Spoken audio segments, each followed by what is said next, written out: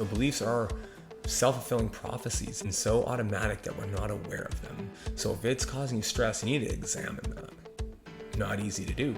Most of us are too unaware of these beliefs. It was killing me, and it's not my kids' fault. They didn't know any better. It was my fault. I believed that my kids were number one overall no matter what.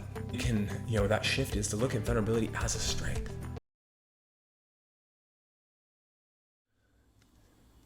Do you know anybody in your life that has been just hit so hard with life? Maybe it's job loss, divorce, injuries, and they seem to just take it in stride and move on. Well, most odds are that's not most people. Most people aren't able to do that. And as we learned from these interviews with these people on this podcast, is that life hits us really hard.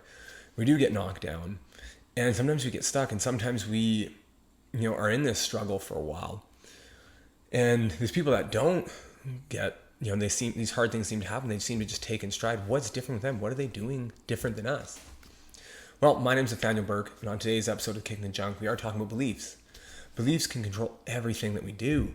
Beliefs run so deep with us that sometimes they're automatic. Sometimes they're things that we've been bringing up with as a kid, and we don't realize that are affecting us now. Sometimes it's things newly adopted that we've wanted to bring on as a belief to make our lives better. But for most of the time, these beliefs that we have are just so ingrained and so automatic that we're not aware of them. And that's the dangerous part there, is that with these beliefs is we're not aware that we're doing them. And they can be so powerful and so amazing, but they can also be super dangerous. So again, to go back to those examples before, those people that are moving forward and able to just seem to navigate life, it doesn't seem to slow them down. It's because of their beliefs. And it's because they have their belief system, and they believe that certain things happen in their life for a reason. So an example of the opposite, and I've heard these before, is, most people don't go around talking about what they believe in, but you can hear it in their language. For example, I heard somebody recently mention to me that, they're 60 years old and they don't do exercise classes. They can't do exercise classes because they're too old. An example of a belief. They think they're too old, so now they can't exercise. I failed, my last business failed, so I just don't, I don't think it's worth doing it this time, right? They're associating, their belief is that they failed, and so now they're gonna fail this next one. A really common one, and you see it all the time in the dating world, and all guys are cheaters, or all guys are assholes. That's a belief. Or on the flip is all women are, all they want is your money, or they're liars, or whatever. Those are beliefs. So these beliefs can make such a huge impact, and if you start hearing those, what I'm saying now, you can start drawing these pictures and understanding why. A good example is on the in the dating scene is if you were to go into a relationship. I've seen this before, and it's so detrimental that if you're going into a relationship with the belief, and you may not even realize it's there, that's the tough part. But if you go into it with the belief that every guy you've ever dated is a cheater, how do you think this next relationship's going to go? Again, same thing. I've heard other guys say this, all women are liars, or they just want your money. If that's their belief, how do you think any future relationships are going to be different if that's your core belief? Right? So it really makes you think. And again, we're not talking about beliefs that are bringing you joy and love and kindness and making you a better person. We're talking about things that are causing you stress. So if it's causing you stress, you need to examine that. Not easy to do. Most of us are too unaware of these beliefs. Most of us, unfortunately, aren't present enough in our own lives to put the microscope on ourselves and look at and examine our own lives and examine our beliefs and see how we can change them.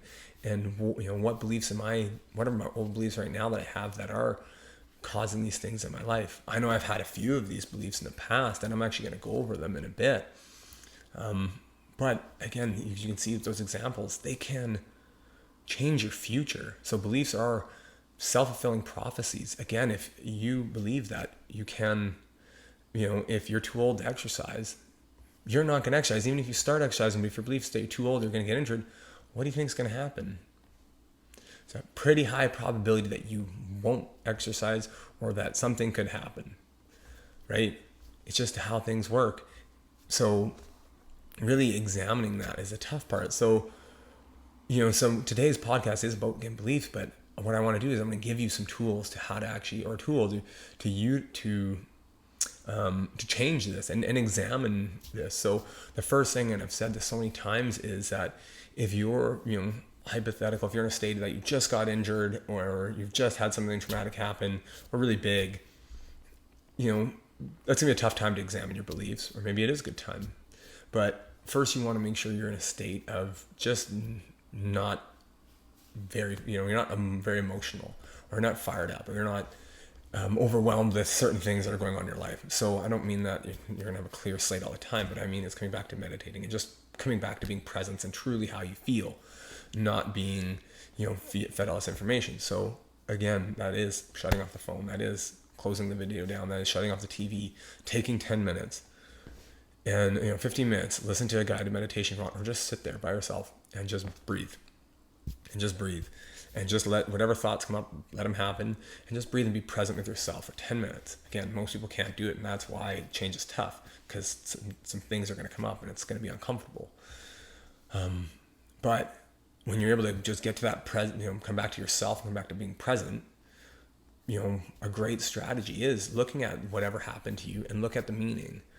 So a good example is, let's go back to the dating. It's sometimes it's an easy one, is, if you had the belief that all guys are cheaters, or, something happened to you, maybe somebody cheated on you, what else could it mean, right?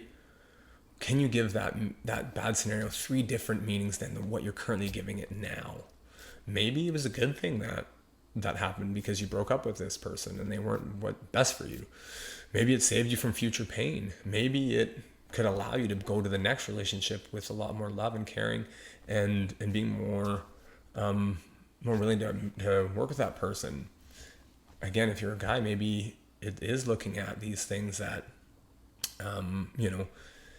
maybe somebody you're with just cheated on you, or all they're trying to do is take advantage of you.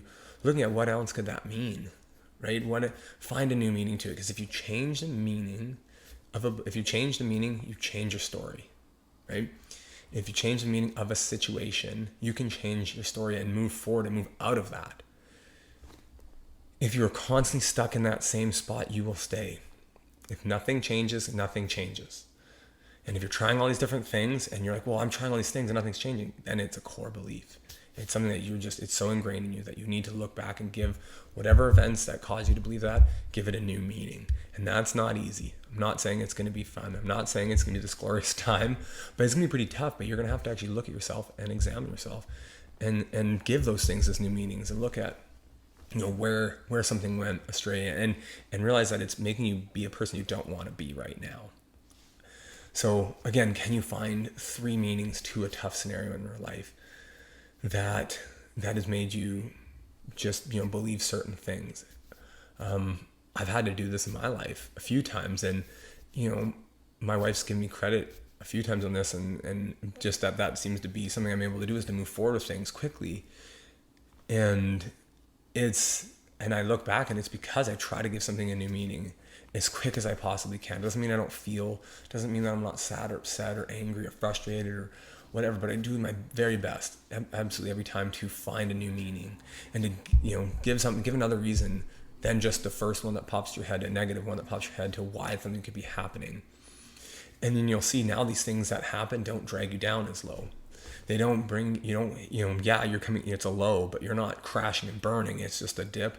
And then you're able to kind of move back towards the person you want to be, or whatever goals you want to work on as you move forward. So some examples of my own life.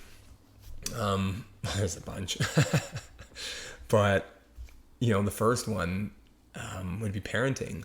So, my belief when I first became a parent, I was 23 when I had 2 kids, under 2. And, my belief at the time was, I want to do everything for my kids. And that was my belief. I'm going to do everything for them. I'm going to be there for them. I'm going to play with them. I'm going to make their lunches. I'm going to pick them up from school. I'm going to, do everything for them. And I did. I would, help make lunches and pick them up from school as much as I could, and play with them all the time, and always fun time all the time. And yeah, it was great. Made some memories for sure. But what I started realizing is, it was exhausting. It was literally killing me. And it's not my kids' fault. They didn't know any better. It was my fault. I believed that my kids were number one overall, no matter what. And any parents out there right now, if you're listening, your kids are not number one. They don't control your life. You're in control of your life. If you let them control your life, if you want them to. It doesn't mean that I'm kicking my kids aside. I'm never talking. I'm never doing that again. But I've had to have this shift now and realizing my kids are not number one priority in my life. They aren't, because what happens when my kids move out and they're doing their own thing? Well, then what? Now I'm just, I'm a dad with no kids to raise? No, it's not it at all. I'm still Nathaniel first before I was even a parent. So I need to continue to make sure I do that. And so again, the belief for me was that my kids always came first, and you got to put your kids first. And that's not the case. It's this weird belief that our society's kind of developed. Maybe it was because, parenting before was so hands off, or, some trauma rather, things that happened and now we want to protect, or whatever it is. The point being is, when your kids are not your end all be all. And, being a parent, you don't always put your kids. It's not all about putting your kids first. It's putting yourself first. Great analogy. You fill up your cup of water, and if you pour a bunch out to your kids, and then you go pour it out to your spouse, and then you pour it out to work and all these other things, how much you got left for yourself? Typically, it's not very much. A lot of times it's empty. Sometimes it's empty after the first two, and then you have nothing to pour out into your own life and to fill up your own cup. So recognizing that you are your most important person first. Another great example of changing that belief, and why. In an airplane, what do they say with the air masks? You don't go and put your kids on first. You put yours on first. Why do that? Because once I'm good, then I can help others. Once I fill up my own cup, I'm in service to others. I can do more things, and I'm going to enjoy life a lot more. And that's really what it's about. Yeah, I could drag my kids to practice, to this event, to that event, and that event, and I'm dragging my heels the whole time, and I don't even want to be there, but I'm doing it. Or I could fill my own cup up first. Maybe say no to a few of those things, and then enjoy the time that I do have with them. And that's my new belief now, is I put myself first. And my kids know this now. I meditate every day because I want to put myself first, right? And I make sure I exercise every day because I need to put myself first. So if I'm in a healthy state, right, I can take care of them. I can help with them. If I'm mentally in a good state, I don't snap on them nearly as quick as if I don't. Right? And I don't want to be that parent that ever really gets mad if I don't have to. So again, I had to change my beliefs. And that's a very common one I see is, again, the parenting. Another really common one I'm noticing, especially with these podcasts, is vulnerability. That was an old belief of mine, that being vulnerable, that sharing how you felt was considered a sign of weakness. That laughing too loud was considered a sign of, you're being vulnerable. Well, now people can make fun of you. So it's, again, being vulnerable is a sign of weakness. And, that's shifted, especially the last few years. And this is my wife now showing me, is that with that vulnerability, that's where you build connection. We all want connection, right? It's the first thing, that vulnerability is the first thing we look for in somebody else. Be it, the paradox is it's the first thing we look for somebody else, but it's the last thing that we're willing to share with other people, is to be vulnerable. So looking at vulnerability as not a sign of weakness, but looking at a sign of strength, right? That you're strong enough in yourself to open up about something that may have happened to you. And I'm not saying that you go around and floodlight everybody and tell them everything that's ever happened to you, no matter who they are. No, there's certain things that are appropriate, and there's certain people that you have a connection with, and you can feel that, and they know it, and you can share things that, that made sense, but it's not emotionally dumping. It's just talking about, experience that you went through, and you can build that connection. That's what this podcast is for as well, is to build connection. But again, and something I'm noticing is that people don't want to open up and don't want to be vulnerable. So again, if we can, that shift is to look at vulnerability as a strength. Look at vulnerability as a way to build connection. It's giving it new meaning now. I'm giving vulnerability new meaning. I'm not using it, no, I don't want to talk about my, things that I did that were really bad. I've done so many bad things. But it's realizing that we all have this. And when we share that and just understand and things that especially things that we've worked through, it can build such a great connection. And it takes a lot of strength to share, right? Most people don't want to talk about those negative times. And that's why, to be honest, it's hard to find people to come on the show, because people don't want to talk about the hard times. They don't want to talk about the struggles. But unfortunately, that's where we build the best connection, is when we can see, hey, wait a minute, I may not have been some of the people that I've interviewed, but I can see myself in them, and I can build a connection with them because I've had injuries, right? I've had, felt low times, maybe not to the same extent, but felt these feelings that they've felt before, and realized, right, okay, I've been there too. So that builds that connection. So again, going back to looking at those beliefs, the parenting side, putting kids first all the time, and always. It's not, now it's filling my own cup up first. Then making sure I put into my relationship with my wife now, because that's so important. We're going to be together for the rest of our lives. Whereas my kids eventually going to move out and I'm not going to be around them all the time. And then putting into the kids. But when I do have that time to put into, with the kids, it's so much more enjoyable. It's, we're laughing, we're having a good time. I'm present. I'm not sitting there looking around waiting for the time to be over. I'm enjoying it and really being there. And the kids notice it.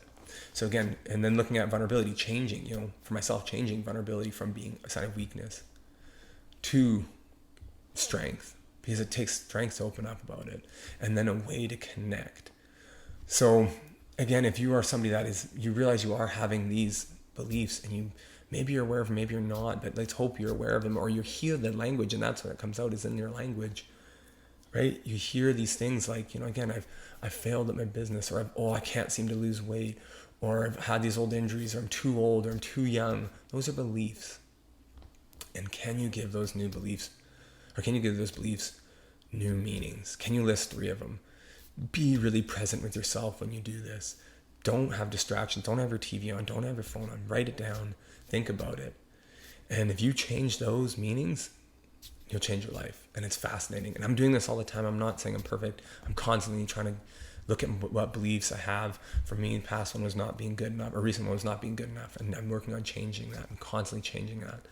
So, I hope you've learned something from this. I really hope that this brings value to your life.